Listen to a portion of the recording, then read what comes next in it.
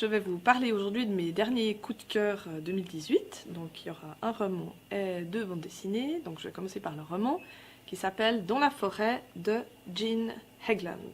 C'est un livre vraiment fabuleux qui se passe, on ne sait pas trop quand en fait, c'est post-apocalyptique, donc il s'est passé quelque chose de terrible aux États-Unis. Plus rien n'est comme avant, il n'y a plus d'électricité, plus d'essence. C'est deux sœurs qui se retrouvent seules et qui vont devoir survivre.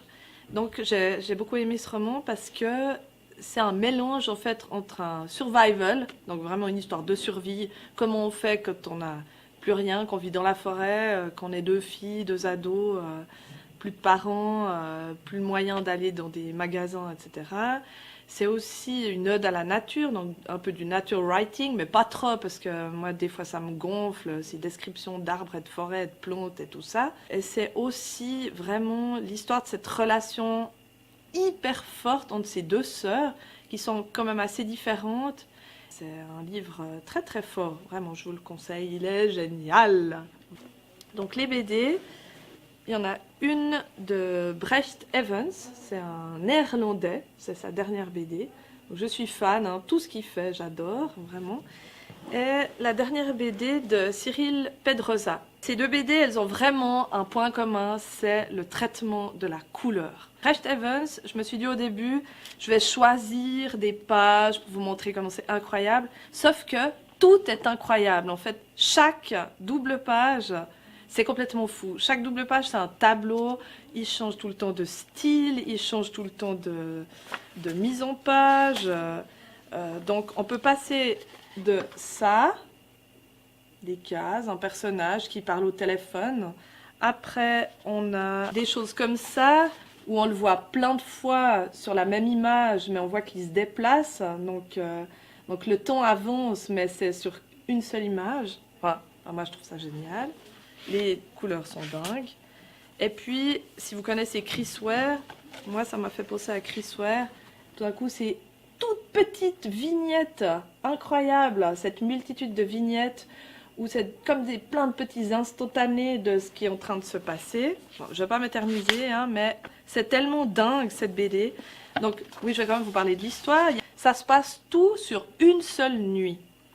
Et durant cette nuit, on va suivre trois groupes de personnages et on les voit en fait ici. Donc déjà on a trois couleurs différentes. Et ce qui est génial dans cette BD, donc c'est pas, on n'a pas des cases, des bulles comme dans une... Non mais regardez ça, c'est juste magnifique. Voilà. 2 secondes de silence pour cette double page. C'est fou quoi, c'est vraiment fou, c'est une BD complètement folle. J'ai jamais... les mots me manquent, tellement c'est incroyable.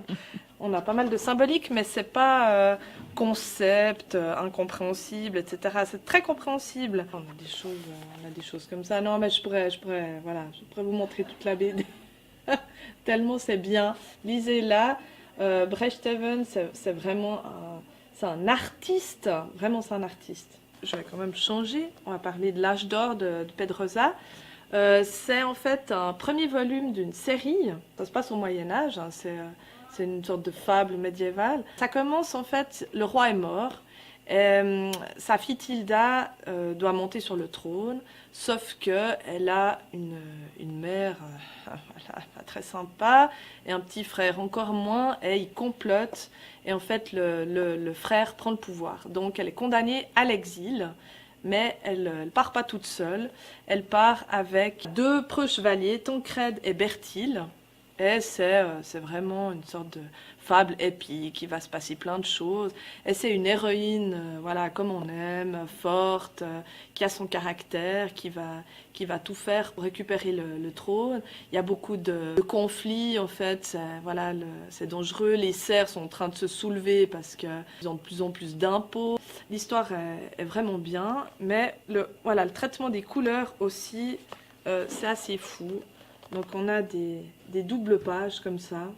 On a aussi des doubles pages comme ça où on voit plusieurs fois le même personnage qui avance dans une scène. Puis on change de coloris en fait tout au long de la BD.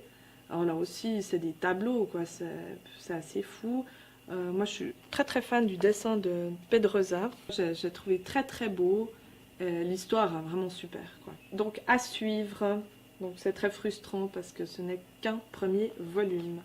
J'espère que je vous ai donné envie de lire ces 3 livres. Ça en vaut la peine. Non, mais les BD, vraiment, si vous n'avez pas l'habitude de lire des BD comme ça, allez-y.